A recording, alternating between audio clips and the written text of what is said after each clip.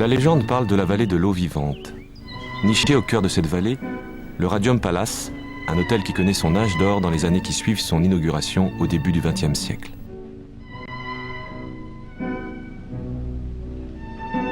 La petite ville possède une station thermale et vit d'un cadeau de la nature, une eau aux effets miraculeux qui jaillit des anciennes mines d'argent.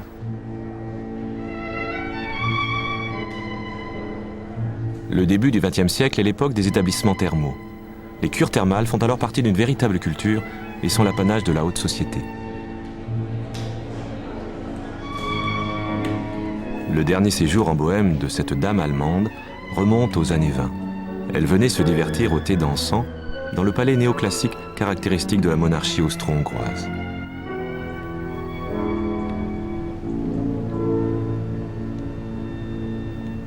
C'était le comble de l'élégance. On ne pouvait trouver plus élégant ni plus onéreux. Et qui rencontriez-vous? Des curistes, seulement des curistes, pas des clients de l'hôtel. Il y avait des soirées dansantes autour d'un piano et tout ce que vous pouvez imaginer. Voilà ce qu'on y faisait. Nous revêtions nos robes du soir les plus élégantes. Des gens venaient de Karlsbad pour participer au thé dansant de l'hôtel. Ils venaient de partout. La société la plus distinguée se retrouvait ici.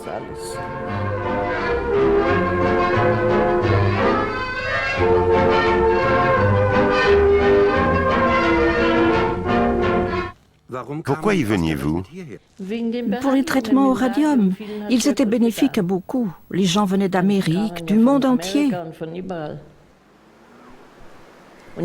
Aujourd'hui, comme vous le voyez, la noblesse ne vient plus. Il n'y a plus que des assurés sociaux. Joachimsthal était autrefois un lieu de pèlerinage pour les malades et les paralytiques. Toutefois, cet environnement chatoyant dissimule un terrible passé. Il y a 50 ans, la terreur régnait sur la petite ville de Joachimsthal. En ce lieu de promesses de guérison, des vies humaines étaient considérées sans valeur. Il y a encore quelques décennies, la ville se trouvait derrière des barbelés. Dans sa course à la puissance nucléaire, l'Union soviétique avait pris en otage la vieille ville et ses habitants. Au XVIe siècle, on découvre du minerai d'argent. Le village au creux de la vallée s'enrichit et devient bientôt la deuxième ville du royaume de Bohême. L'Eldorado attire pionniers et financiers de l'Europe centrale.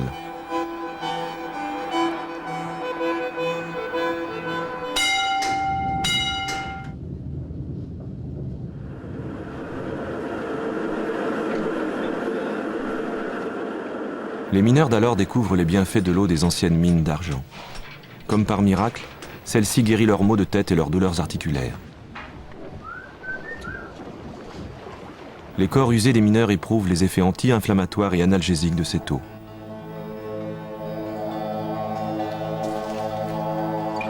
Au début du XXe siècle, la ville se dote d'une station thermale. Un réseau de conduites achemine l'eau des mines directement dans chaque chambre du Radium Palace.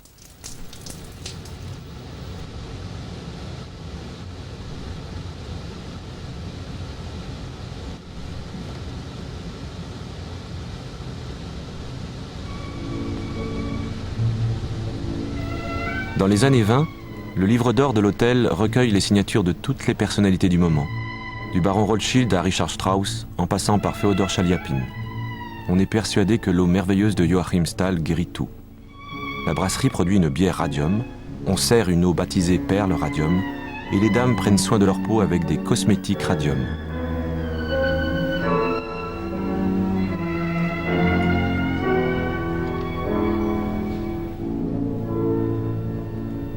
Au XVIe siècle, la ville s'était enrichie grâce à ses mines argentifères. Les chroniques de l'époque avaient rapporté le récit de ruisseaux d'argent en fusion déferlant dans la vallée après un grand incendie.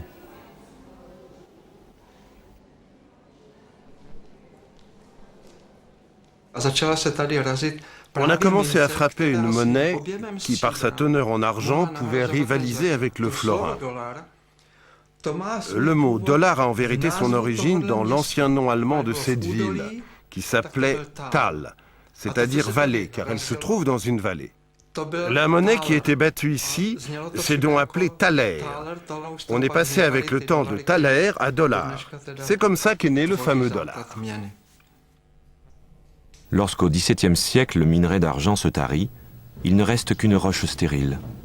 Les mineurs, dépités, baptisent cette matière résineuse et inutile la pêche blinde, littéralement la blinde de la malchance. La ville jadis prospère est réduite à la misère en moins d'un siècle. Les anciennes galeries d'argent montrent alors un autre visage. Une maladie insidieuse fait son apparition. Les garçons qui s'y promènent régulièrement tombent malades et sont réduits à l'état de moribonds en seulement 2 ans.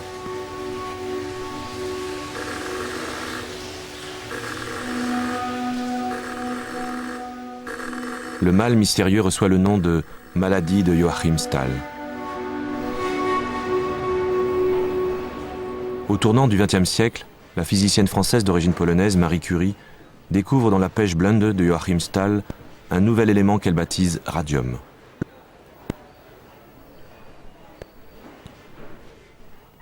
Ces particules d'atomes émettent de curieux rayonnements et noircissent des plaques photographiques photosensibles.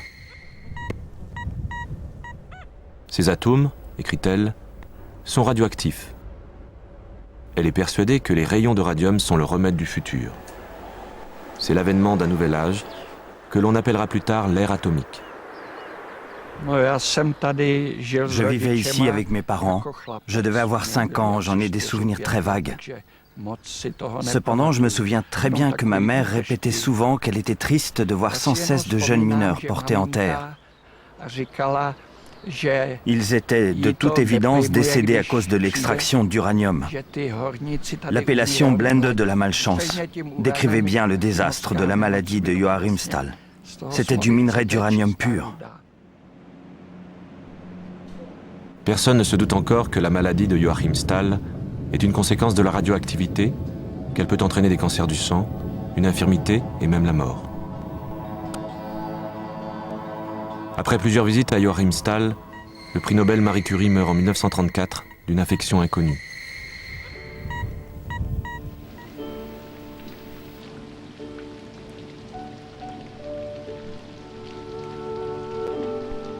L'autopsie démontre qu'elle est morte d'une anémie pernicieuse. Les rayonnements du radium ont ravagé son corps de l'intérieur.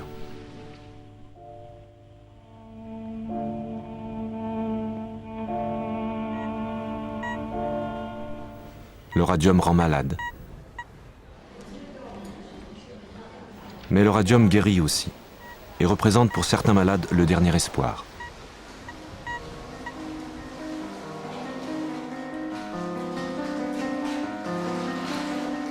Joachim Stahl devient la première station thermale au radium du monde.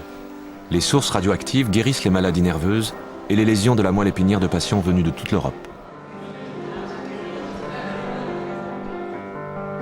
Le minerai d'uranium attire les grands esprits, mais aussi les puissances étrangères. Le radium va changer l'histoire de tout un siècle, ainsi que celle des habitants de Joachim Stahl.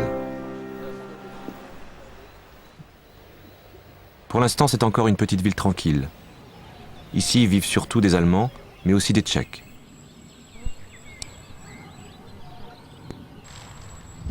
À l'époque, les Tchèques et les Allemands s'entendaient très bien. Entre nous, il n'y avait aucune discorde, ni aucune distinction, que ce soit chez les adultes ou chez les enfants.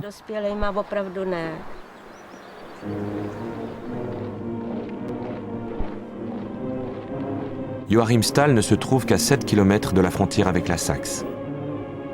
Après l'arrivée au pouvoir d'Hitler, le nationalisme gagne du terrain dans la région frontalière.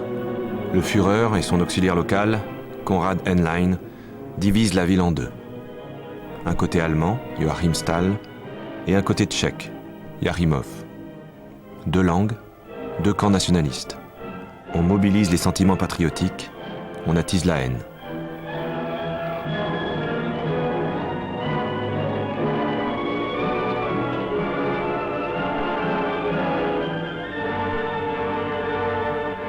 En 1938, après les accords de Munich, la Wehrmacht poursuit sa politique d'expansion dans les territoires frontaliers.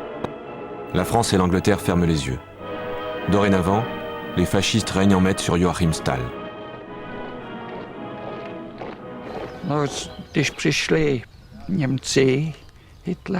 Lorsque Hitler est arrivé, mes parents ont dû choisir.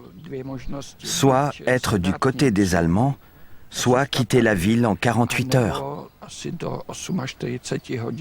Je me souviens que mon père était désespéré et a tout essayé pour que nous restions ici. Mais nous avons dû prendre quelques affaires, quelques meubles et partir. Nous avons dû partir en 1938. Les Allemands nous ont chassés. Nous, les enfants, nous n'avons pris que notre cartable et nous avons laissé tout le reste.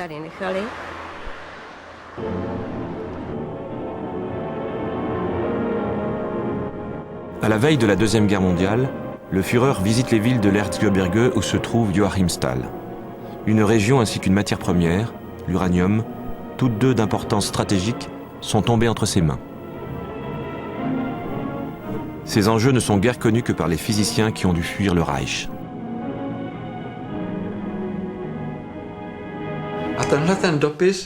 Cette lettre, adressée au président américain, est signée de la main même d'Albert Einstein.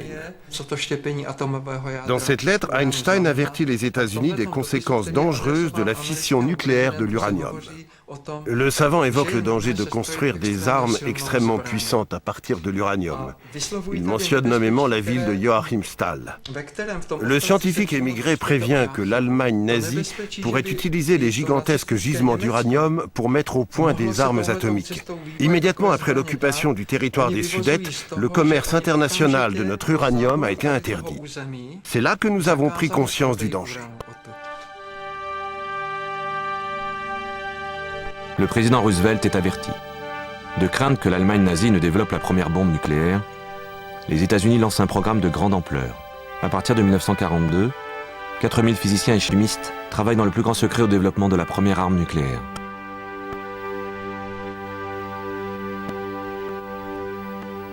Au milieu de la guerre, Churchill, Roosevelt et Staline se rencontrent. On soutient le dictateur soviétique considéré comme l'ami des Américains, lesquels ne se doutent pas que l'œil de Moscou surveille leur projet atomique.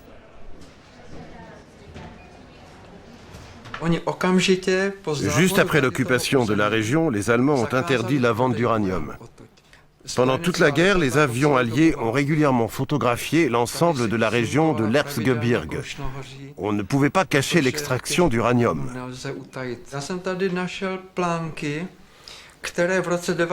J'ai retrouvé des plans qui prouvent qu'en 1941, les Allemands avaient planifié la modernisation de la plus grande mine de la région.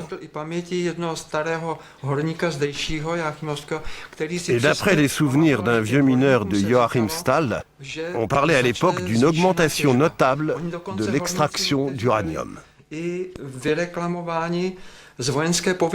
Certains mineurs étaient même exemptés du service militaire. Plus tard, l'idée a été abandonnée. Et ils ont dû finalement partir au front.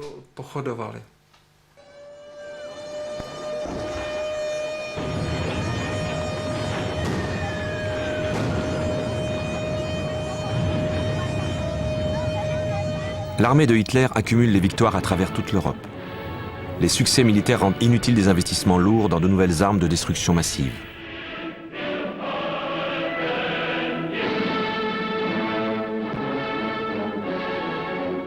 À Joachimsthal, l'extraction d'uranium ne fonctionne qu'à demi-régime. L'augmentation prévue n'a pas lieu. La petite ville vit paisiblement, loin des combats. Elle s'est vidée de ses hommes, partis au front. La station thermale a fermé ses portes. Le Radium Palace fait à présent office d'hôpital militaire allemand.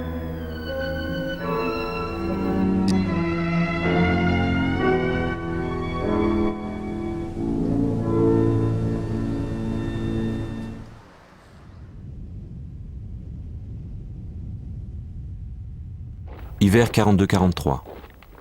La bataille de Stalingrad marque un tournant décisif dans la guerre. L'envahisseur allemand est forcé de quitter la Russie. 2 ans plus tard, en mai 1945, l'armée rouge est à Berlin.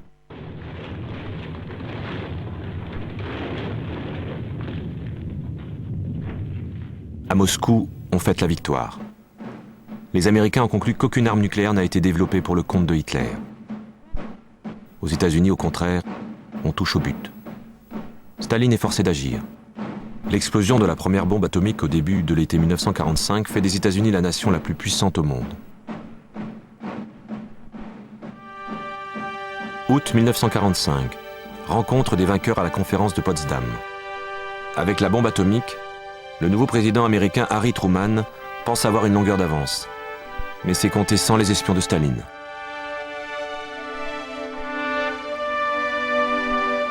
La guerre en Europe est terminée, mais la machine de guerre japonaise continue de gronder. Washington décide de forcer le Japon à la capitulation en lâchant 2 bombes atomiques.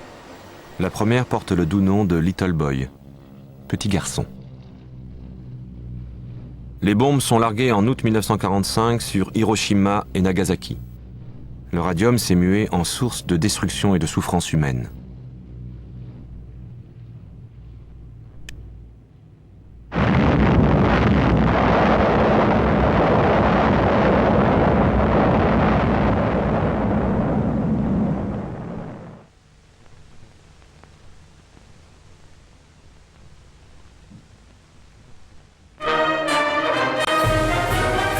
Les libérateurs américains et russes sont à Plzeň, à 60 km seulement de Joachimsthal. Les gisements d'uranium appartiennent au secteur de contrôle américain. Cependant, l'armée rouge ne respectera pas l'accord initialement convenu avec les États-Unis. Staline n'a rien à opposer à la puissance atomique américaine. L'Union soviétique ne possède pas de minerai d'uranium, la matière première pour fabriquer l'arme atomique.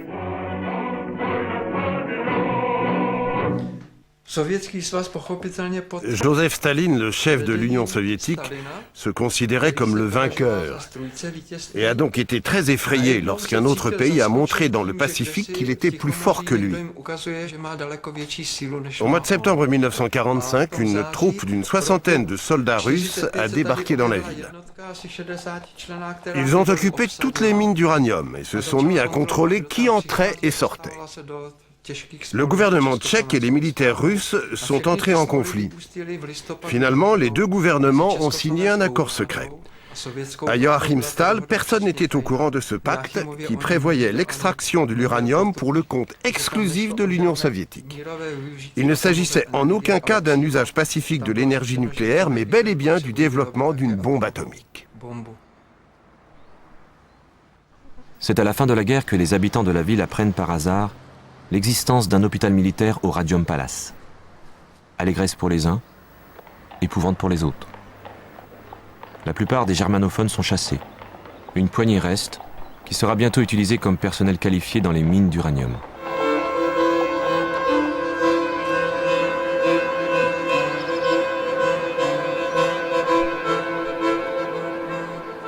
Après la guerre, les Tchèques qui avaient été chassés d'ici sont revenus. Des gens de l'administration de la station thermale, des mineurs et aussi le postier. En juillet, ou peut-être était-ce en août, nous sommes revenus à Jaremov. Nous y vivons depuis 1945. Nous ne parlions pas un mot de tchèque. Ici, tout était allemand. Il n'y avait que des écoles allemandes. En 1945, je ne connaissais pas un seul mot de tchèque.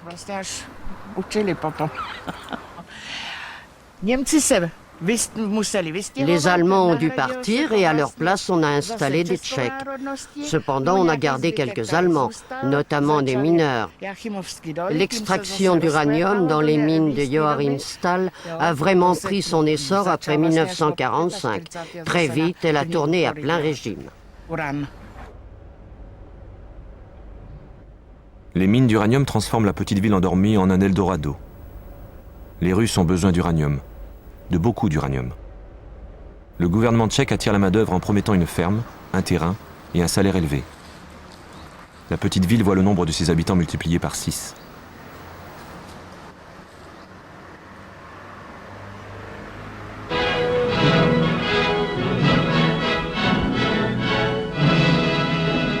Je v našem pohraničí největší porodnost z celé republiky. Víte proč? Protože tu lidé mají největší obytnou plochu.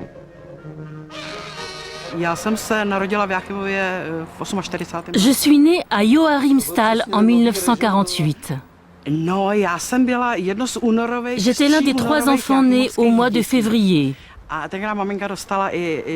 C'est pourquoi ma mère s'est vue offrir 1000 couronnes par le gouvernement.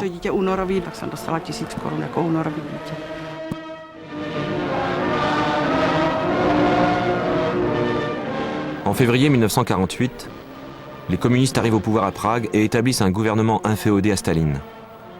L'Europe est divisée en deux. À Joachimsthal aussi, la guerre froide se fait sentir. L'Union soviétique réclame de l'uranium.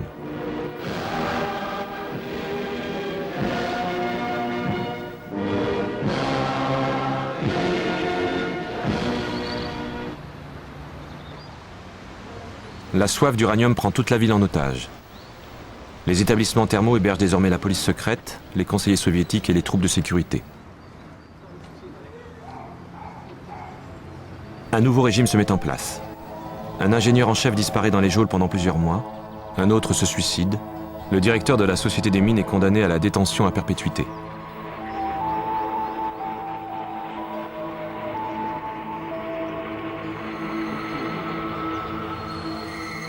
Toute une ville se retrouve prisonnière.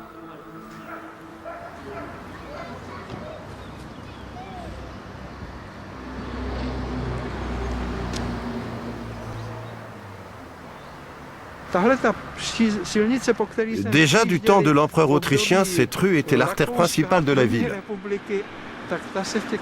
Dans les années 50, elle a été barrée. Seuls pouvaient l'emprunter ceux qui possédaient une autorisation spéciale.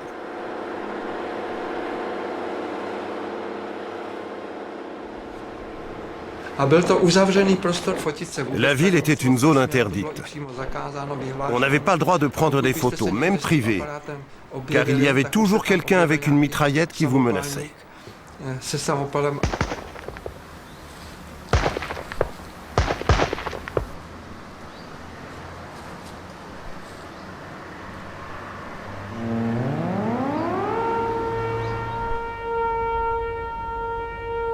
Au cours de l'année 1945, on extrait à Joachimsthal 1 tonne d'uranium. 2 ans plus tard, on en expédie 60 tonnes vers l'Union soviétique. Là-bas, toute une armée de spécialistes travaille fébrilement au développement de la première bombe atomique russe, sous la direction du physicien Igor Kurchatov. Celui-ci exploite les rapports des espions russes qui opèrent aux États-Unis et en Angleterre.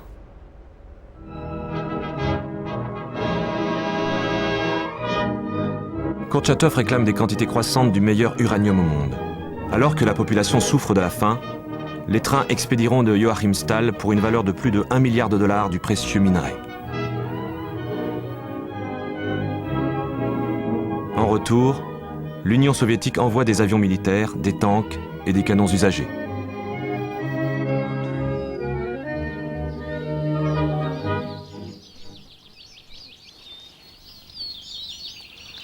À la fin des années 40, en dépit d'un recrutement massif, les mines d'uranium manquent cruellement de main-d'œuvre.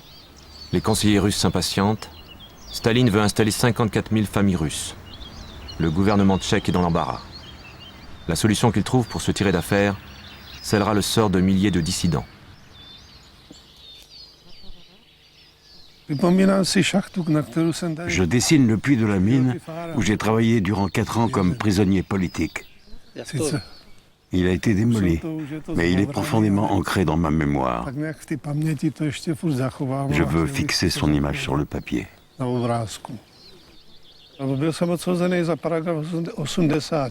J'ai passé 8 ans en prison, soi-disant pour espionnage. Auparavant, je travaillais comme géophysicien dans la mine. J'étais au contact de l'uranium. Je connaissais donc toutes les quantités et mesures. Ils craignaient que je livre des informations. Ils m'ont donc emprisonné pendant 8 ans. Ça a été une période difficile.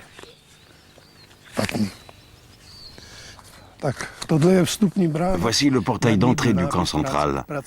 Il y avait écrit en tchèque « Le travail rend libre ».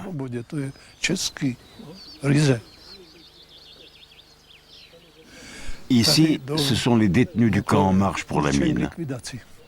Des hommes destinés à être liquidés. C'était des camps classiques, avec 2 rangées de barbelés de 4 mètres de haut, séparés de 2-3 mètres l'une de l'autre. On appelait ça le corridor. Les soldats faisaient feu sans hésiter sur quiconque s'en approchait.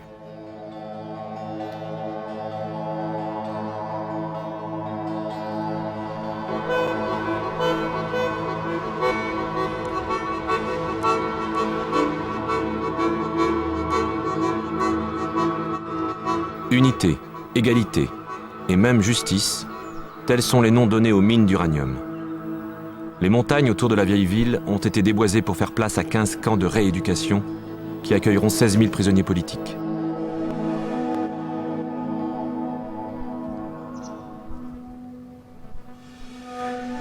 Cet endroit était autrefois un moulin à uranium.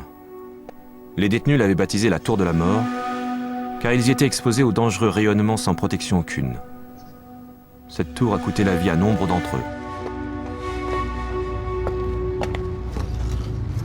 Les survivants ont baptisé leur cérémonie annuelle commémorative l'enfer de Joachimsthal. Ce sont surtout des hommes d'église qui durent broyer et charger dans les trains le minerai d'uranium. Un wagon, un prêtre, disait-on alors. Prosím vás, je třeba na tyhle hochy dále a dále vzpomínat, co tady zemřeli, kteří sem šli a věděli, že tady se umírá. Kdo neodejde odtud, kdo by nezemřel neškozen na zdraví.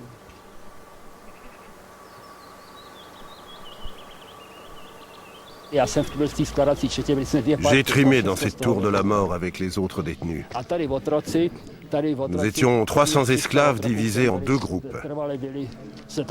Nous étions exposés au rayonnement radioactif sans la moindre protection.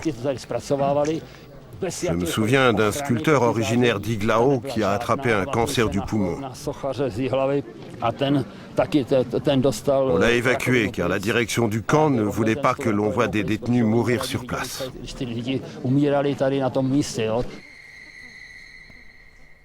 Environ 300 tonnes d'uranium de la meilleure qualité sont concassées et expédiées tous les jours en Union soviétique par des hommes d'église, des artistes et des intellectuels.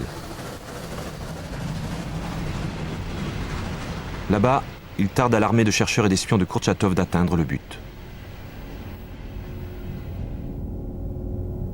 En 1948, le premier réacteur au plutonium russe est mis en service. La première bombe atomique soviétique explose au cours de l'été 1949.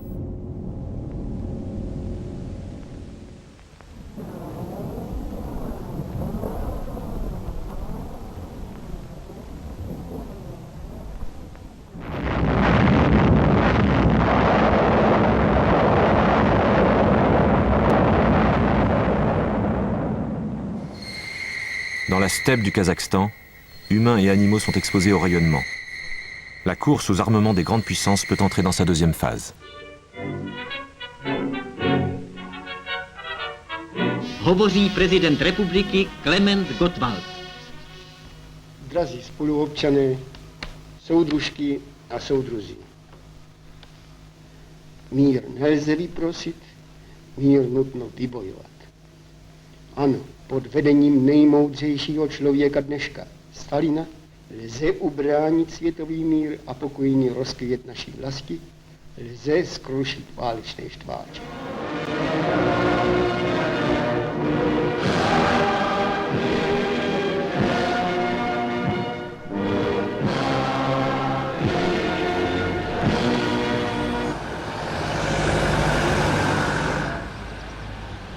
Ladislav Šmekal revient à la fin des années 40 dans sa ville natale comme prisonnier politique.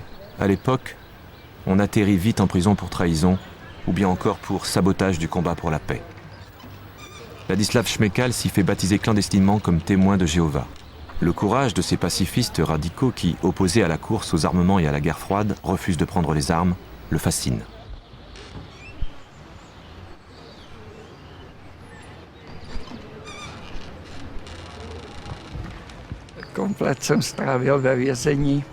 Au total, j'ai passé 15 ans 4 mois et 22 jours en prison. Il y avait un témoin de Jéhovah dans presque toutes les cellules.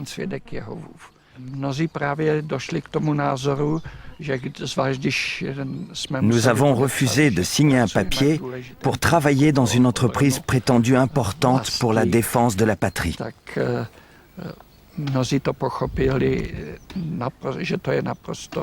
Nous avons refusé car nous savions que l'uranium servirait en réalité pour la guerre. Les témoins de Jéhovah étaient torturés car ils étaient tenus pour les plus grands criminels au monde. Les gardiens traitaient les meurtriers avec politesse. Avec les détenus politiques, ils se comportaient plus mal. Mais avec les témoins de Jéhovah, c'était encore pire.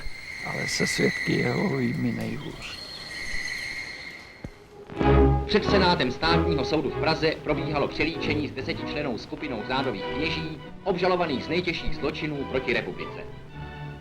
Tito vysocí církevní hodnostáři spolčili se v pokusu zničit a rozvrátit lidově demokratické zřízení a hospodářství republiky. Vyzvědačství, velezrada, spolupráce s cizí mocí, ukrývání zbraní, to jsou provinění těch, kteří zasedli na lavici obžalovaných. U vyzvědačů v kněžském rouchu.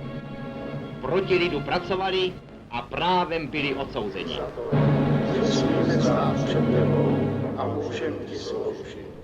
A pokud tě prosíme, ať nás všechny, kdo máme účast na těle a krvi Kristově, shromáždí a sjednotí s Otcem.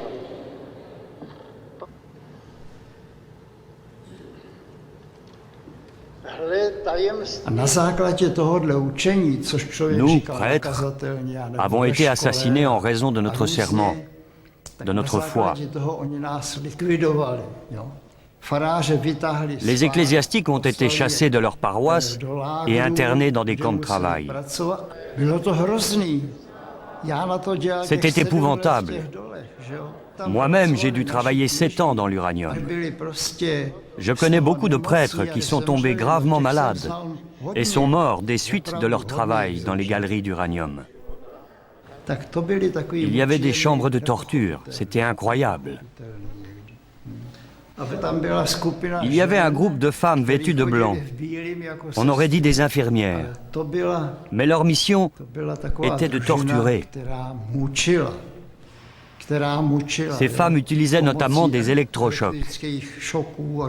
À leur tête se trouvait une doctoresse.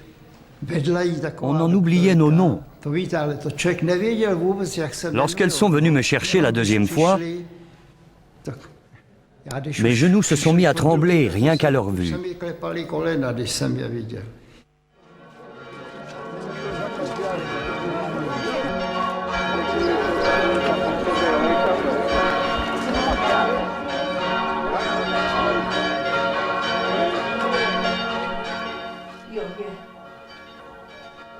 Il avait 18 ans, il était étudiant. Pour avoir protesté contre l'arrestation de son père et de son grand-père, Oldrich Plial distribue alors des tracts et est condamné à 11 ans de prison.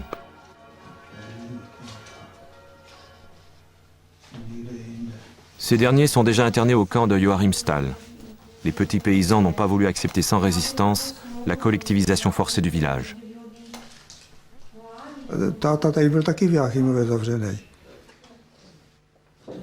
Mon père et moi, on était internés ici, dans le camp de Joachimsthal.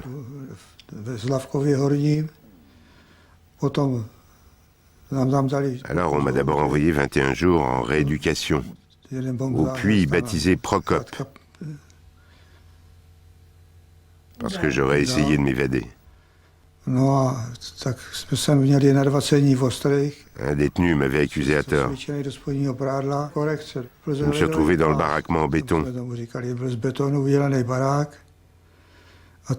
Et c'est là qu'on recevait les châtiments les plus durs. Je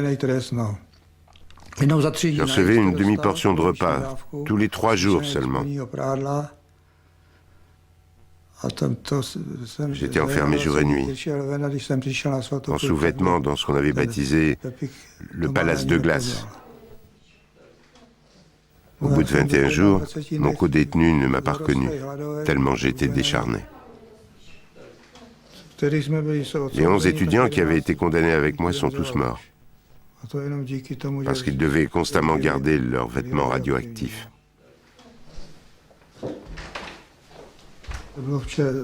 Les rouges nous ont fait autant de mal que les chemises brunes avant eux.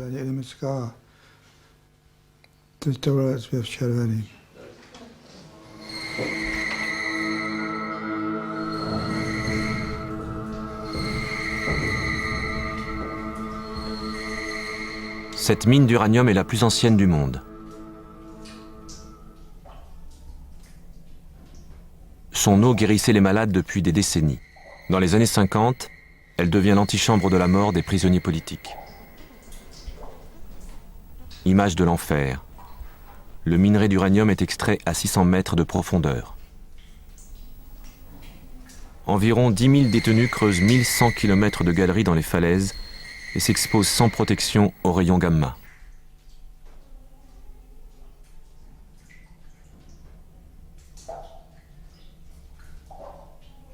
Uranium, thorium et radium provoquent des ulcères et des tumeurs dans les organes internes. Le gaz radon, inspiré sur une longue période, cause des cancers du poumon et du sang.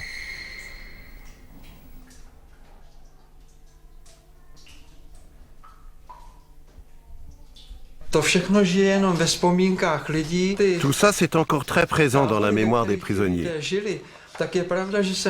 Il n'existe aucune photographie des camps, alors que, bizarrement, il reste des images aériennes prises en secret. La police d'État a oublié de les détruire. On y distingue clairement l'usage et l'aménagement des bâtiments. Ces photographies sont importantes, car il y a encore dans notre pays des gens qui nient l'existence de tels camps pénitentiaires.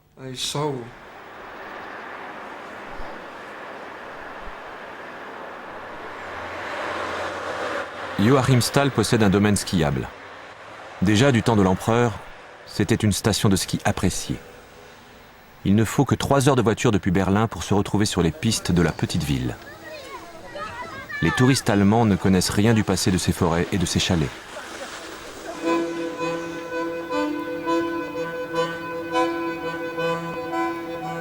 À l'époque, les prisonniers du camp Barbara devaient survivre par moins 30 degrés, sans vêtements chauds. La vie dans le camp était terrible.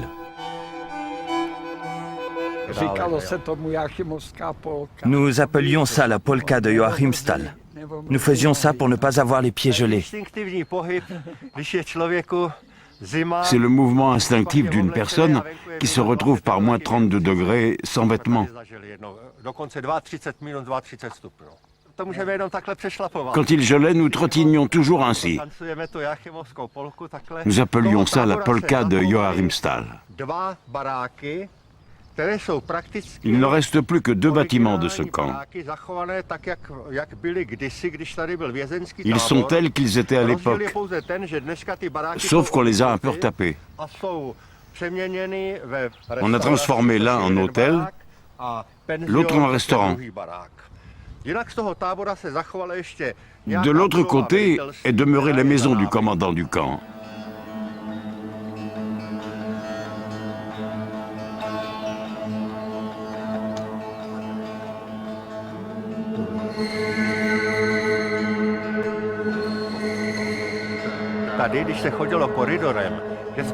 Nous défilions toujours devant ce bâtiment.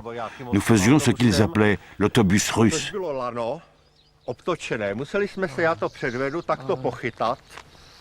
Nous devions nous accrocher les uns aux autres, à la queue leu-leu. Nous étions enchaînés avec un câble d'acier.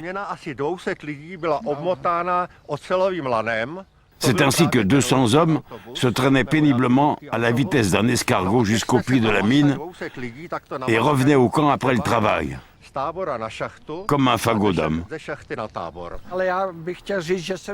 J'étais incarcéré avec un camarade qui, quelques années auparavant, avait été interné à Dachau. Eh bien, il m'a dit qu'il aurait préféré retourner à Dachau.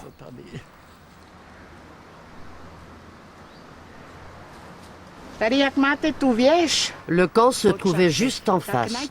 De l'autre côté, il y avait la tour de la mine. Et en haut, encore un autre camp. Autrefois, c'était une forêt de bouleaux. À l'époque, déjà, nous vivions de ce côté-ci. Nous pouvions donc tout voir. Quand un prisonnier essayait de s'évader, les projecteurs s'allumaient de toutes parts. Et la nuit devenait aussi claire que le jour.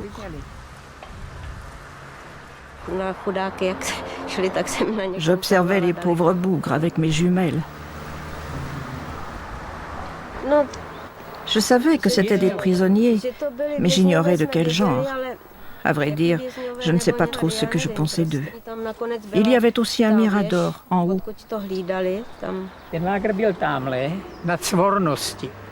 Le camp surplombait la mine baptisée Unité. Les prisonniers y étaient conduits dans une cage.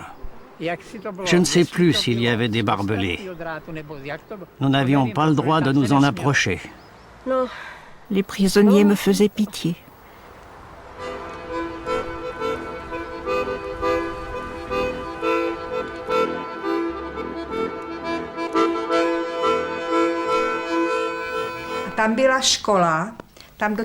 Le puits se trouvait juste au-dessus de notre école. Les prisonniers devaient emprunter un escalier. C'étaient de jeunes garçons. Mes copines de classe et moi avions entre 12 et 15 ans. Nous les apostrophions. « Hé, comment ça va? Vous ne voulez pas sortir avec nous ?»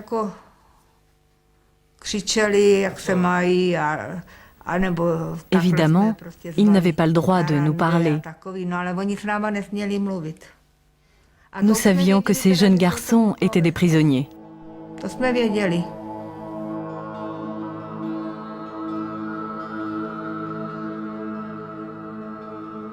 Joachimsthal, la ville barricadée. Derrière des barrières et des panneaux d'avertissement marqués « Attention, tir à vue », vivent 20 000 habitants et autour de la ville, presque autant de prisonniers politiques internés dans les camps.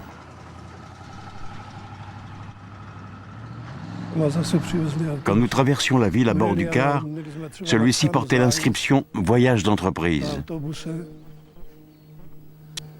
Nous n'avions pas le droit de mettre notre casquette de prisonnier, afin qu'on ne nous reconnaisse pas. Malgré tout, les habitants savaient bien qui se trouvait dans le car.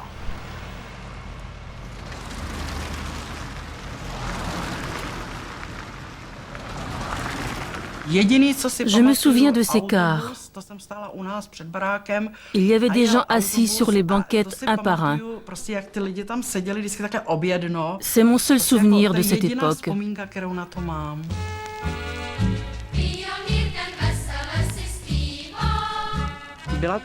Il régnait une atmosphère de peur. Quand les sirènes retentissaient, on nous disait à nous, enfants, que c'était encore un meurtrier qui s'était évadé. Mon frère et moi n'avions pas le droit de sortir après la tombée de la nuit. On cultivait un climat de peur autour des détenus des camps. Nul n'y échappait. Et personne ne savait qui étaient vraiment ces gens.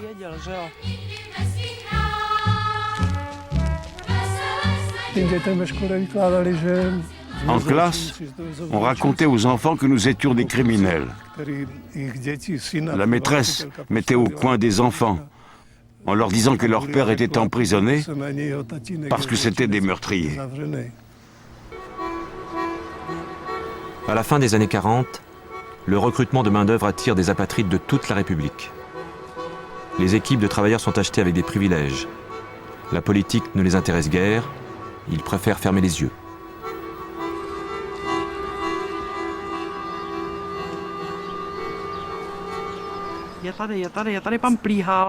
Monsieur Plial habitait ici. Une fois sorti de prison, il est revenu ici et s'est marié. Oldrich Plial est libéré de l'enfer des camps d'uranium au bout de 7 ans. Quand il revient chez lui, les responsables du parti le chassent, l'accusant d'être un ennemi de l'État. Oldrich Plial est désemparé. Où et de quoi peut-il vivre? Il décide de retourner dans les mines d'uranium de Joachimsthal, cette fois-ci de son plein gré et contre un bon salaire. Voici une photo de l'époque où nous nous sommes connus. C'était au bal du Radium Palace. J'ai dit à un camarade avec qui j'étais venu, « Va voir la fille là-bas, j'aimerais danser avec elle. » Dis-lui qu'elle me plaît bien. Mais elle a répondu, « S'il ne vient pas me le demander lui-même... » J'ai répondu, s'il ne vient pas me le demander lui-même, il ne m'intéresse pas. Vous, en revanche, si vous voulez, je veux bien vous accompagner au cinéma. Ça a été le coup de foudre.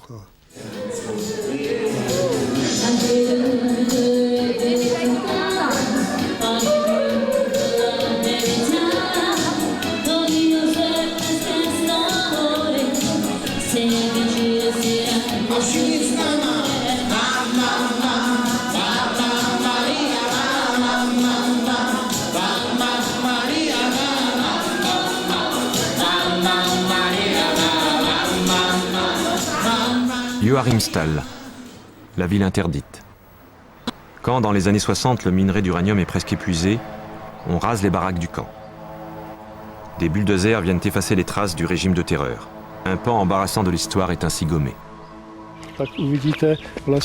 Ici se trouvait le camp Égalité avec sa mine. Dans les années 50, environ 1600 prisonniers politiques qui étaient internés.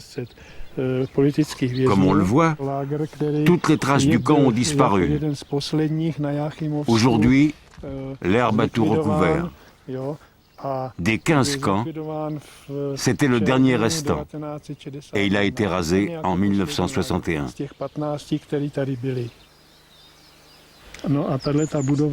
Ici, quelqu'un a reconstruit une maison. C'est celle que l'on voit sur le cadastre. Aujourd'hui, il y a des chalets de vacances. Ça me dépasse. Moi, j'aurais honte de passer mes vacances ici.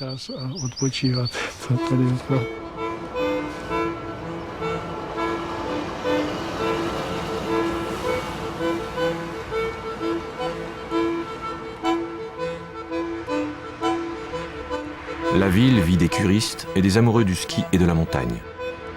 Une station thermale raffinée pour les uns, mais aussi un lieu où les Allemands de Saxe viennent acheter aux commerçants asiatiques des nains de jardin, du schnapps bon marché et des cigarettes de contrebande.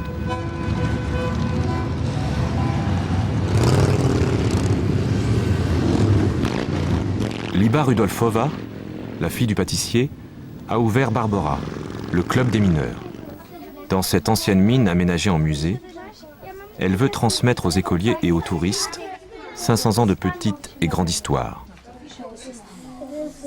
Son projet s'est pourtant heurté à une certaine résistance. L'histoire mondiale a apparemment laissé dans la mémoire de certains habitants un grand vide.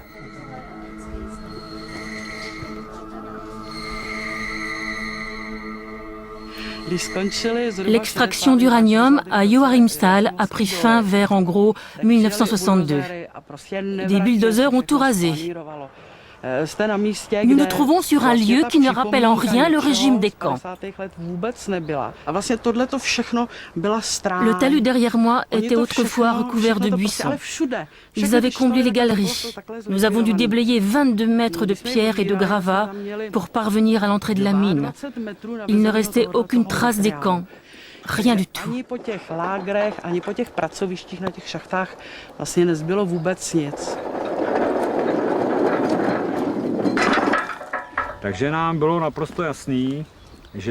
Il était évident que ce n'était pas la mine d'argent que nous cherchions, mais une mine d'uranium. C'est là que les ennuis ont commencé. Quand nous avons fait part de notre demande aux autorités, elles nous ont flanqués à la porte sur le champ. Jamais on ne montrera une telle chose ici. Et si vous essayez tout de même, il faudra d'abord nous passer dessus. On voit bien la mauvaise conscience de cette société. En ce lieu, les Tchécoslovaques avaient emprisonné leurs propres citoyens. Ici, les communistes ont régné et règnent encore. Les autorités ne supportent pas que nous fassions ressurgir les atrocités des années 50. Madame le maire doit gérer un bien lourd héritage. L'uranium réclame son tribut. Joachimsthal a une sinistre réputation dans tout le pays, synonyme de terreur, de torture et de mort. L'administration de la station thermale, quant à elle, préfère évoquer dans ses publicités les mots de guérison et de bien-être. Je ne voudrais pas que notre ville soit associée à cette époque. Je me demande d'ailleurs si tant de travailleurs forcés ont vraiment dû travailler dans les mines. C'est à nous de donner une nouvelle image de notre ville et de démarrer l'industrie du tourisme.